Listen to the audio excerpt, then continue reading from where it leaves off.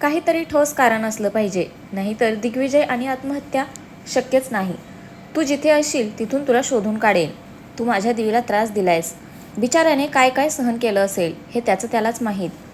तुला माझी नि दिवीची मैत्री खूपत होती म्हणून तू त्याला माझ्यापासून दूर केलंस. आता पुढे मला खात्री आहे तूच मुद्दामून माझ्याविरुद्ध पुरावे प्लांट केले असणार. कारण ज्या ज्या फोटोत आपण तिघे होतो तो प्रत्येक फोटो एडिट करून तिथे मी नि दिवी आहोत. आज तुझ्यामुळे दिवी गेला. माझं आयुष्य पणाला लागलं. माझ्या घरच्यांची बदनामी झाली. माझ्या मनाविरुद्ध मला दक्षसोबत लग्न करावं लागलं. या सगळ्याचा बदला मी नक्की घेईन. दीक्षा मनाशी निर्धार करत म्हणाली. ती दिवीच्या आठवणीत हरवून गेली. दीक्षाला सावरायला वेळ लागणार होता. दक्षनेही तिला ऑफिसला यायचा आग्रह केला नाही. आदल्या रात्री तिने जे काही सांगितलं होतं त्या दिशेने दक्षची विचारचक्र फिरायला लागली होती. ऑफिसला जाताना तो आई आणि दिव्याला 1000 सूचना देऊन गेला होता. काहीही करून दीक्षाला डायव्हर्ट करणं गरजेचं होतं. दक्षचं दिवसभर कामात लक्ष नव्हतं, पण काही गोष्टी महत्त्वाच्या होत्या. त्यामुळे मनातले विचार झटकून तो कामाला लागला. दक्ष संध्याकाळी घरी आला तेव्हा घरात शांतता पसरली होती. जुन्या जखमांवरची खपली जी निघाली होती. दक्ष दरवाजा उघडून रूममध्ये आला. रूममध्ये काळोख पसरला होता. त्याने रूमचे लाईट लावले. दीक्षा शून्यात नजर लावून बसली होती. तिच्याकडे पाहून त्याला खूप वाईट वाटत होतं. तोही दिग्विजयच्या आठवणीत असाच बसून असायचा. दक्षने तिच्या खांद्यावर हात ठेवला. दीक्षा, शांत हो.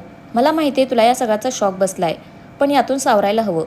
सिरियसली दक्ष, हे तू बोलतोयस की हेही एक नाटकच आहे? दीक्षा डाफरली. दीक्षा प्लीज, भाईच्या बाबतीत नाटक करण्या एवढा दुष्ट नाहीये मी. तुझा त्रास मी समजू शकतो. जो त्रास आज तुला होतोय त्या त्रासातून कित्येक वर्ष गेलोय मी. माझं कुटुंब उद्ध्वस्त झालं दीक्षा. नाही येणार का मला राग? नाही होणार का मला त्रास? मी मान्य करतो की तुझ्या बाबतीत मी चुकीचं वागलो, पण मुद्दामून नाही केलं मी. आजही मला इतकंच जाणून घ्यायचंय की का वागली ती मनस्वी माझ्या भावाशी असं? का आमचं हस्तखेळतं कुटुंब उद्ध्वस्त केलं तिने? ती पाताळात जरी लपली ना तरी तिथून शोधून काढेन मी तिला. दक्ष हायपर होत म्हणाला. तो सरळ गॅलरीत निघून गेला. हे सगळं असह्य होत होतं त्याला. त्याने पसरलेल्या ट्रॅपमध्ये तोच स्वतः अडकून पडला होता. दिग्विजयला गमावल्याचं दुःख, त्यात भर म्हणून दीक्षाच्या आयुष्याची त्याने स्वतःच्या हातून जाणून बुजून केलेली बाताहत, या सगळ्यात पार अडकून गेला होता तो. आपण केवढा मोठा गुन्हा केलाय याचा अंदाज आला होता त्याला. दीक्षा माफ करो अथवा न करो, पण यापुढे निदान तो तरी तिला त्रास देणार नव्हता. तो विचारत असताना त्याचा मोबाईल वाजला. दिनेशचा कॉल होता. दक्षने स्वतःला नॉर्मल केलं नि कॉल रिसीव्ह केला. हॅलो दादा. बोल ना, कुठवर आले लग्नाची तयारी? दक्षने स्वतःला सावरत विचारलं. मला कार्तिकचा फोन आला होता दक्ष. मला सगळं समजलंय, दिनेश म्हणाला. दादा, शांत हो दक्ष. सध्या परिस्थिती फार अवघड होऊन बसली आहे.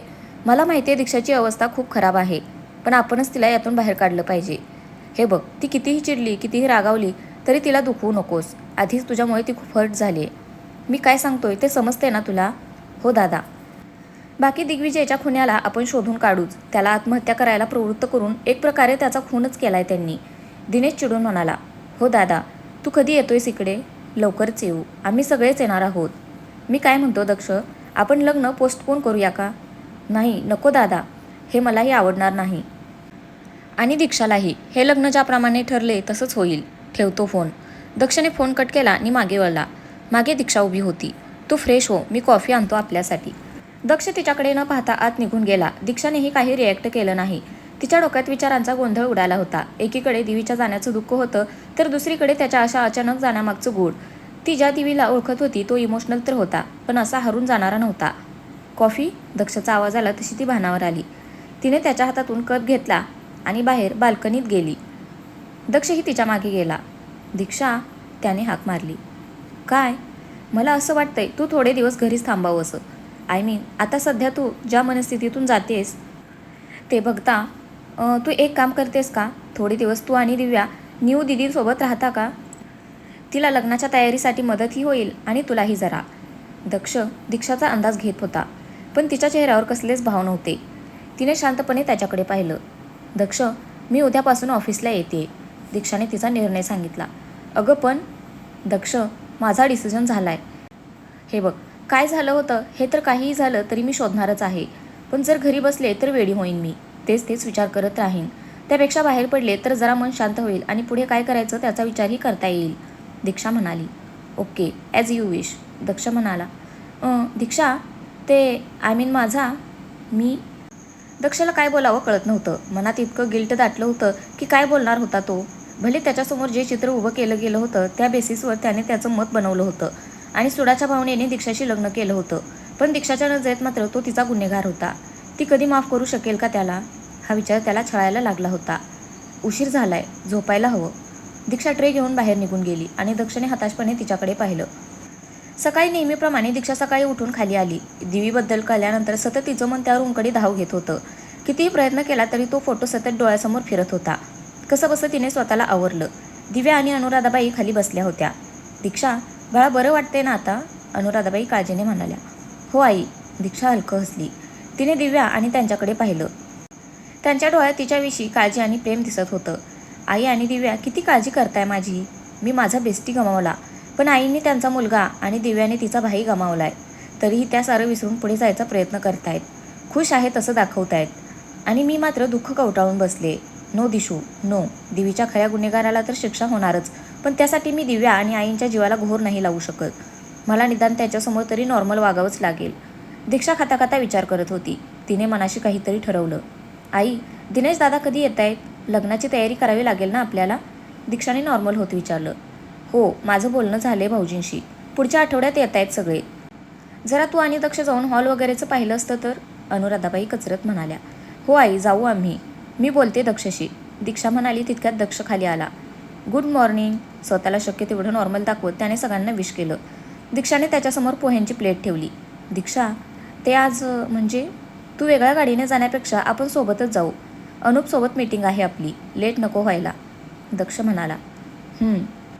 दीक्षा एवढंच म्हणाली आणि नाश्ता करायला लागली. अनुराधाबाई आणि दक्ष लग्नाविषयी बोलत होते आणि दीक्षा फक्त त्यांचं ऐकण्याचं काम करत होती. जरा वेळाने दक्ष आणि दीक्षा ऑफिसला जायला निघाले. गाडीत दीक्षा जराशी शांतच होती. दक्षही तिला मुद्दाम काही विचारत नव्हता. दक्ष, दीक्षाने हाक मारली. तुला ती फाईल कशी मिळाली? कुणी दिली? दीक्षाने विचारलं. दीक्षा, आत्ताच बोलणं गरजेचं आहे का? दक्षला तिला परत त्याच विषयांमध्ये गुरफटायचं नव्हतं. हो, तुला बोलावं लागेल दक्ष. तुला कळते का माझ्यासाठी सगळं शॉकिंग आहे हे? माझा हक्क आहे सगळं जाणून घ्यायचा. दीक्षा जरा चिडून म्हणाली. मी सांगणार नाही असं म्हणलोय का दीक्षा? फक्त आत्ताच हा विषय काढायला हवाय का एवढंच विचारतोय. तुला चालणार असेल तर आज रात्री आपण डिनरसाठी जाऊया का? तसंही घरी बोलता येणार नाही. आईला 1000 प्रश्न पडलेत. दक्ष म्हणाला. ओ, मग सांग ना त्यांना खरं काय ते. सांग त्यांना की कसं तू एका गैरसमजापायी माझ्याशी जबरदस्ती लग्न केलंस. कसं मला या मॅरेज ट्रॅपमध्ये फसवलंस. कसं माझं आयुष्य बर्बाद केलंस. सांग ना, कसा मूर्ख आहेस तू? दीक्षा उपहासाने म्हणाली. दीक्षा, दक्ष जरासा चिडला होता, पण त्याने स्वतःला सावरलं. दीक्षाचं म्हणणं बरोबरच होतं. हे बघ दीक्षा, जे काही झालं ते का झालं आणि कसं झालं हे मी तुला सांगितले ऑलरेडी. प्लीज या सगळ्यात आईला ओढू नकोस. आधीच गुंता झालाय, तो अजून वाढावा अशी माझी मुळीच इच्छा नाहीये. तू जे काही सांगितलंस त्याप्रमाणे मी मनस्वीच्या मागे ऑलरेडी माझी माणसं लावली आहेत. आधी पूर्ण सत्य काय ते कळू देत, त्यानंतर मी स्वतः आईशी बोलेन. दक्ष समोर पाहत म्हणाला. ओके, तू म्हणतोयस त्याप्रमाणे मी तुझ्यासोबत बाहेर यायला तयार आहे, पण मला काय ते खरं कळायलाच हवंय त्या पुराव्यांविषयी. ओके, दीक्षा म्हणाली. हो सांगेन, दक्ष म्हणाला. दीक्षा, दिनेश दादांचं लग्न जवळ आले. आय मीन घरी आता पाहुणे यायला लागतील. सो निदान त्यांच्यासमोर तरी आपल्याला नॉर्मल राहावं लागेल. आय होप मी काय म्हणतोय ते कळते तुला? ते म्हणजे दक्षला ती कशी रिॲक्ट करेल त्याचा अंदाज येत नव्हता. ठीक आहे, दीक्षा म्हणाली. दोघे ऑफिसला पोहोचून आपापल्या कामाला लागले. लंचच्या वेळेस दक्ष आणि कार्तिक त्याच्या केबिनमध्ये बसले होते. कार्तिक, तू रामला सांगितलंस ना काय करायचं ते? दक्षने विचारलं. हो, डोंट वरी. त्याने त्याची टीम लावली आहे कामाला.